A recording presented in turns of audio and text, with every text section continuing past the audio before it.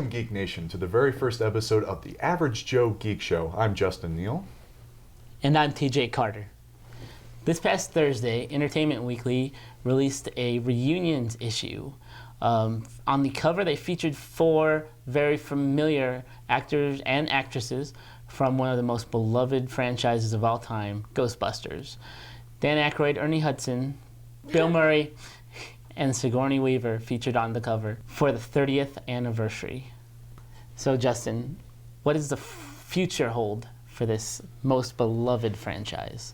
Oh, what does the future hold? Well, I mean, earlier this year we had, what was it, a tweet? It was a tweet, right? The tweet? It was a tweet from the writer that Sony has hired to pen the new Ghostbusters script, and he had mentioned or teased about the possibility of an all-female cast.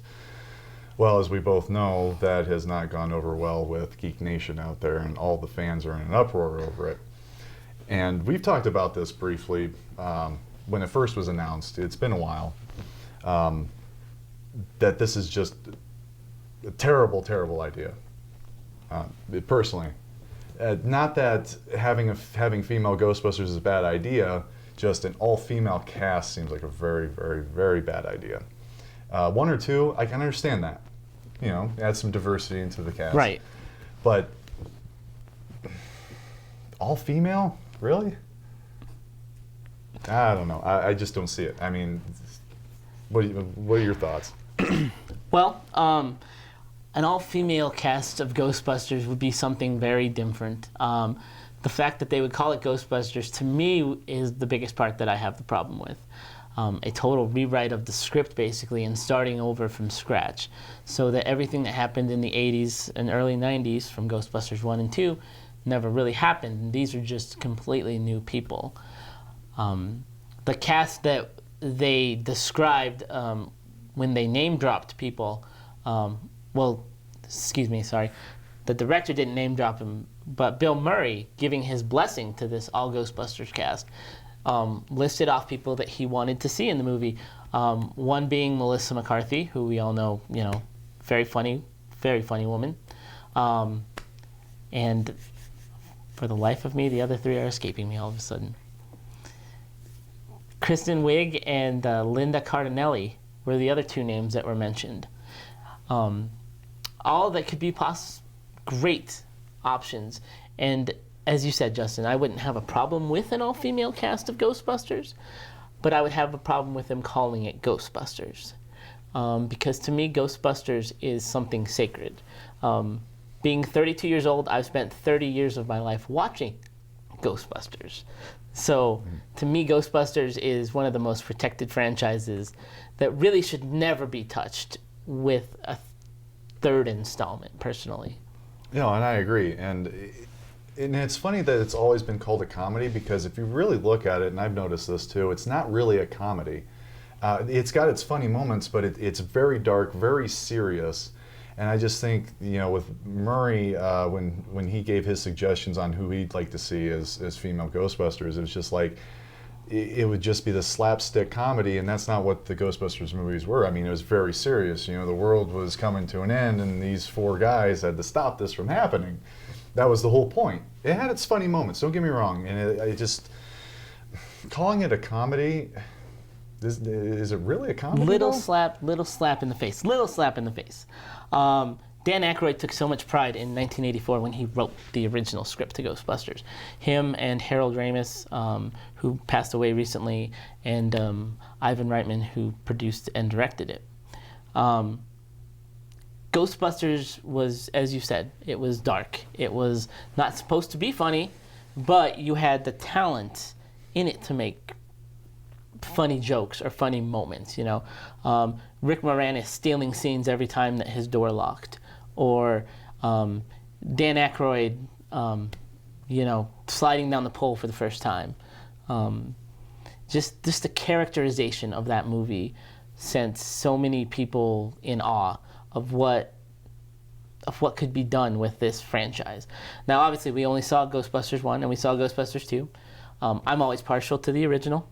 Just me, though. I think everybody is at this point. It wasn't the best sequel.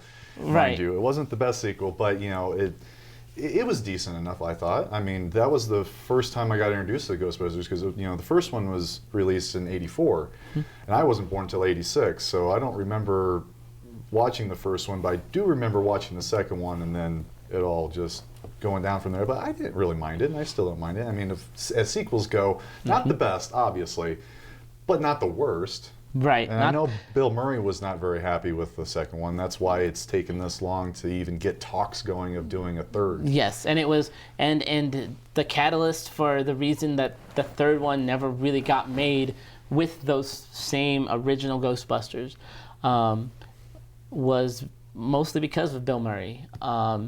And Bill Murray said, and he was quoted on most recently on the Today Show a couple days ago. He stated that he felt that it was such a beautiful franchise that it didn't deserve that treatment. That it was perfect just the way it is. And to a part, I agree with him. But the American people, the nerds, the geeks like us, want to see more. There's always got to be more. Now we are 30 years down the line from the original Ghostbusters. 1984 graphics in movies were terrible. What could they do in 2014? The questions are endless. The what ifs. What if they all wanted to make that sequel? Would it have been made sooner? Would it have been made a couple years ago when everyone started talking about it? Some people consider the video game for Xbox and the PlayStation a suitable sequel because it was voiced by the original actors. Even Annie Potts came back for it. It guest starred Alyssa Milano in it. The story was there. It was a perfect almost wrap-up to a third Ghostbusters. Just not in the version that everyone wanted to see, but in a new kind of version. And I'm one of those people. I totally agree with you. Like, I thought the video game, and I played it multiple times now, I thought it was a perfect addition to the franchise. Granted, it wasn't a movie, but I mean, it featured their likeness of what they were back then. As you can tell, at the Entertainment Weekly magazine that just came out featuring all them, a lot of them has not aged really well. Bill Murray, the time has not been well to Bill Murray. No. I'm sorry, Bill, but love you, Bill. Yeah. Love you, Bill. Like Ernie Hudson, though. I mean, he's still. And credit to Ernie Hudson, who really is the catalyst for keeping this franchise alive. I mean, even though Dan Aykroyd is the one who, this is his baby, and Dan Aykroyd loves this franchise, but Ernie Hudson is the quiet, black sheep of this Ghostbuster family, and it seems to me that he's at the Comic Cons. Mm-hmm. He talks about it all the time. I mean, basically, if you look at it, Ernie Hudson's career was made on this movie, and off the top of my head, the only other Ernie Hudson movie I can think of is Miss Congeniality, where he played a supporting role, not even a main role. That's right, he was in Miss Congeniality. I forgot about that. But he's done a lot of TV roles since then, mm-hmm. And fantastic actor, very fantastic actor. And that role was supposed to go to, who they have in mind for it? It was Eddie Murphy, Eddie right? Murphy was Eddie what Murphy was supposed to have it, and there was obviously a lot of changes since then. And actually, in the Entertainment Weekly issue, they do an interview with him where they talk about, I guess Winston was supposed to have a much bigger role in the first one than what he ended up having. He was supposed to be there with him towards the beginning, and when they were getting ready to do principal photography, getting ready to start shooting, he came in the set and they gave him a new script, and it ended up being what is now been filmed. If it pays well, if there's a steady paycheck in it, I'll do it. And he was kind of heartbroken over that. In the interview, he talks about, I read it the other day, he was devastated by it because he's like, he loved the character, and I guess the background of the character was different. He was supposed to be an Army major. Mm-hmm. Yeah, that's what I read that too. He was an like Army a demolitions expert or whatever, and it's like, it's amazing how, how much has changed from what the original was supposed to be. Even the original plot, like they were supposed to be like these interdimensional like warriors and going through time warps and stuff, and it's funny because in the proton packs, the actual gun that they use, the gun part of it, that they have in their hand is called a neutrino wand.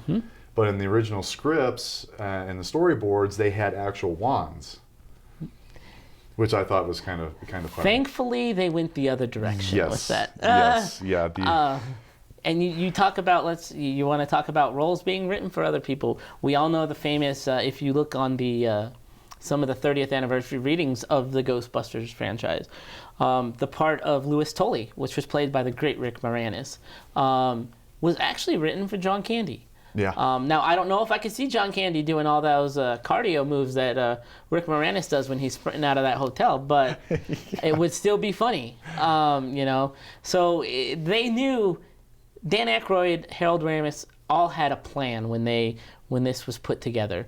Don't forget John Belushi too. He was supposed to be. Yes, John Belushi was actually supposed to be, I want to say, Bill Murray. Yeah, he was supposed where to be Peter Venkman was. Yeah, he was supposed to be the Venkman So character, and it's changed since then. It's weird how history worked, because now I'm not saying Bill Murray wouldn't have had the career he's had, because he's obviously had an incredible career.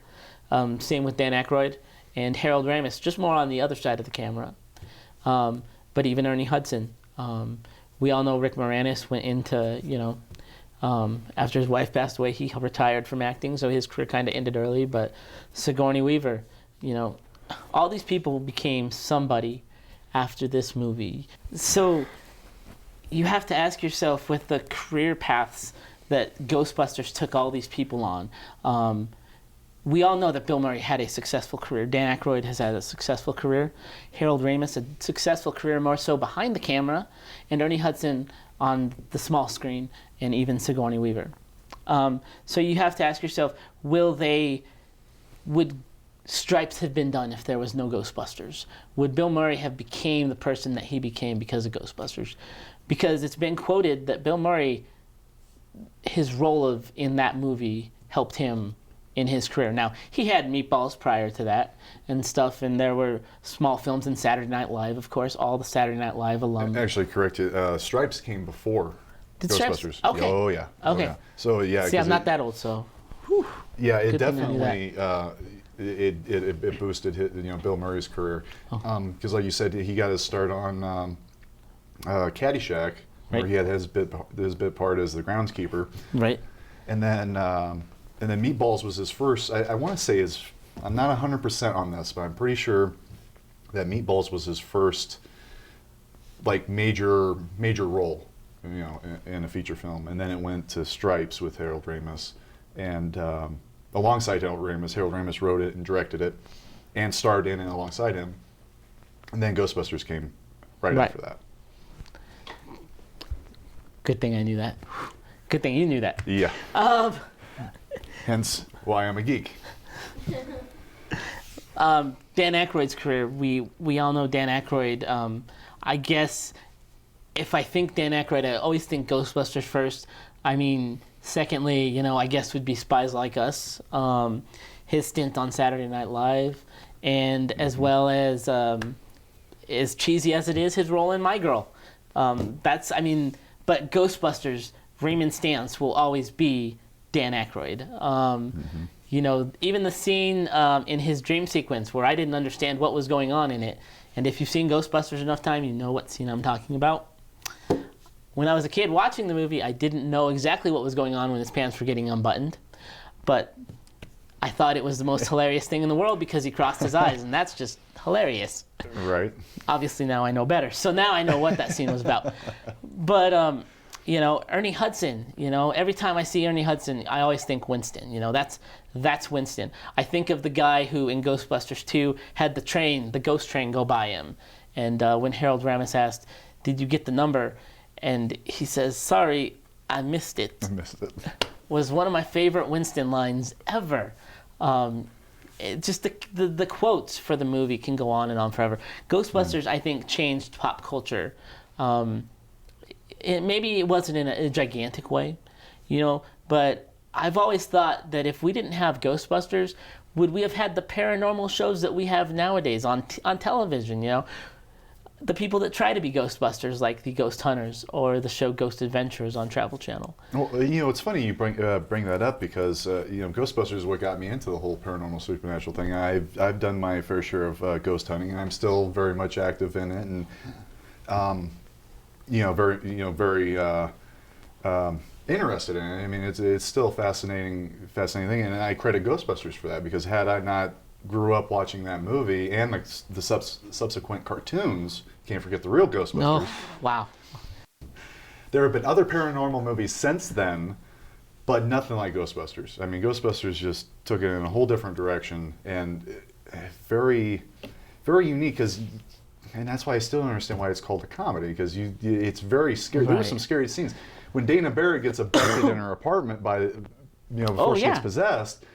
That freaked me out as a kid. That was a scary scene. I'm like, this is not a comedy. The ghost in the first scene, the librarian, whew, yeah, had nightmares about that thing for weeks. That's not a goofy looking, like he did in the cartoons. Like, this was pretty demonic, pretty messed up, and it was scary. Ghostbusters 2, when the baby's crawling on the ledge and that red-eyed old nanny ghost comes by and looks and gives the red eyes. Oh, that scene creeps me out all the time, every time I see it. Exactly. Still think about it. And the scene in Ghostbusters 2, again, with when the slime is starting to come up in the city, the ghosts are being released, the fur coat scene. And all the dead fur coat coming alive. The dead animals on the fur coat start coming alive and attacking the woman, and then they go scurrying off down the street. I mean, like I said, to classify it as a comedy, I understand, because there are funny moments, but in a serious way. And when now back when I was talking about this earlier in our episode,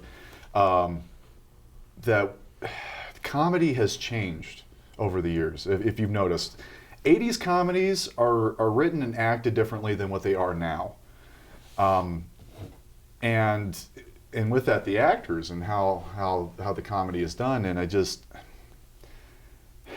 don't see it. I just don't see how, with Bill Murray's choice in actresses, how that could happen. Melissa McCarthy, I love her. She was great. She's a great comedian. But I just don't see her as a Ghostbuster. I really don't. Exactly. Same with Kristen Wiig, who's hilarious. Yeah. Kristen Wiig is completely hilarious and can make me laugh. One of the last good Saturday Night Live cast members. Left the show recently, but still, same thing. I cannot see her as a Ghostbuster. I really can't. Aside from the third Ghostbusters talk, how about the fact that Ghostbusters has spanned 3 generations? Take me, for example, who watched it when I was a kid. It was one of the first movies I ever showed my kids, and they love watching Ghostbusters. They love the Stay Puft Marshmallow Man. And I've always said that if I had $1 for every Ghostbusters toy I had when I was a kid, whether it be from the cartoon or the movie or the fake proton pack with like the little swim water noodle that came with it that spun.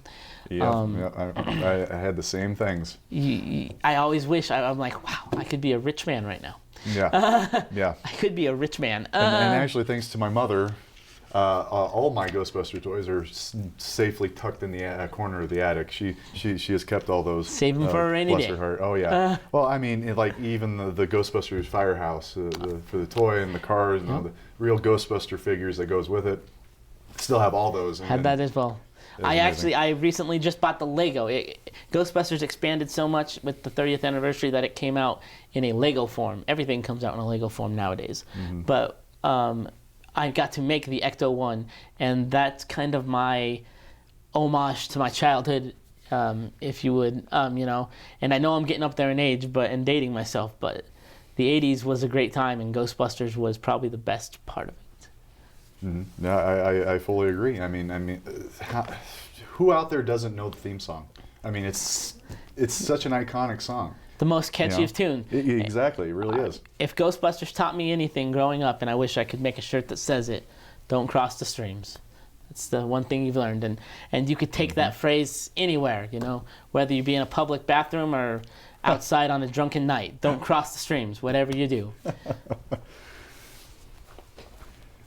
So back to the future of this franchise, because there's speaking of the real Ghostbusters, the original cartoon. A few years later, after that went off the air, I remember because every Saturday morning I watch the real Ghostbusters, and then they released them on VHS, and I still have a lot of the VHSs that they did. But they tried doing a new. It was called the Extreme Ghostbusters. You remember Extreme Ghostbusters? Yeah, I do. Where it was trying to bring in a new generation of Ghostbusters, because the only one that was featured on the cartoon who was original was Egon. Egon was the only one. Yep. He was the only one still left around, and obviously we can't do that now from a motion picture standpoint, because Harold Ramis passed away, who played the role of Dr. Egon Spangler. But why couldn't Hollywood go in that direction that they did with the cartoon, with Dan Aykroyd's character, Ray? You know, because he was one of the most enthusiastic of all the Ghostbusters when they first got themselves established in the movie. I agree with that. I agree with that completely. To pass the torch, to build up a new team. I don't think we need, and if Bill Murray doesn't want to do it anymore, because I know there was talk of just trying to kill him off, which I think is a little cruel and harsh, but maybe he just decided to hang up his proton pack and retire. Let's not forget there was also a rumor of Bill Murray coming back as a ghost. Exactly. And I don't like the idea of that. I think it's a terrible, terrible, terrible idea. But just kind of, okay, he doesn't want to be a part of it. Him and Sigourney Weaver's character, Dana Barrett, they got married, and now they're in Europe. They enjoying moved retirement. on. Yeah, exactly. Yeah. And keep Dan Aykroyd and Ernie Hudson as the guys who train the new generation of Ghostbusters to pass the torch, just like in the Extreme Ghostbusters cartoon. Exactly. Or, for example, if you remember the second one correctly, right at the start of the movie, it was Dan Aykroyd and Ernie Hudson, Ray and Winston, who were keeping the Ghostbuster spirit alive by performing at children's birthday parties and still keeping up with that appearance. And while Bill Murray, Venkman, was doing a TV show, Minds of the Psychic, and Egon was doing research in a science facility somewhere. But yeah, that's a very good point. Ray and Winston kept to the Ghostbuster thing. They did. So why not do that for the third one? I forgot all about that. I'm glad you brought that up. You were exactly right. That is a very, very good point. And that could be easily done. And I don't know why they don't go in that direction. I really don't. I think that would be the smartest move to do it. It would make a lot of the fans happier, instead of just wiping the slate clean and just starting completely over with an all-female cast. And such a bad fucking idea. I'm sorry, but it is. It's a bad idea, and I don't want to sound sexist, because it's not. Like I said, have two female Ghostbusters, two male Ghostbusters, perfect. Not an all-female cast. I don't see it. No one else sees it. It's a touchy subject, unfortunately. I went to film school. It's a very touchy subject. And it's like, from a creator's, from a writer's director's standpoint, I don't even see it. And as a fan's standpoint, we just don't see it. And it is really pissed off a lot of people. It has upset the Facebook world. Between the memes, the memes that have been posted after that hit Twitter, the comments that have been posted after that hit Twitter, everything has really upset the Ghostbuster Nation, if you will. It really has. It really has. It's so. I mean, now what do we do? We just kind of sit back and wait and see what happens, right? I think we just wait. We enjoy what we have, which is just recently the 30th anniversary edition coming out on Blu-ray. Lots of special features. If you haven't never checked that out, I recommend that. Watch the original VHS if you're feeling up to it. If you can find a tape player somewhere in this world, pop in the old VHS of Ghostbusters. Enjoy what we used to have of Ghostbusters, and look forward to the future, but be wary of it. But hope for the best, but prepare for the worst. Then I couldn't have said it better myself. I completely agree. I mean, at this point, you just gotta hope for the best. Well, that's it for this episode of the Average Joe Geek Show. Thank you for watching. Be sure to subscribe to us on our YouTube channel, and as well as follow us on Facebook and Twitter. And also, for latest entertainment news and updates, visit www.averagejoegeekshow.com for more information. And Yeah. And so until next time, I just want to leave you with this geek prayer that I have constructed for my friends and everything. May the force be with you, so that you may live long and prosper. So say we all. And don't cross the streams. Till next time.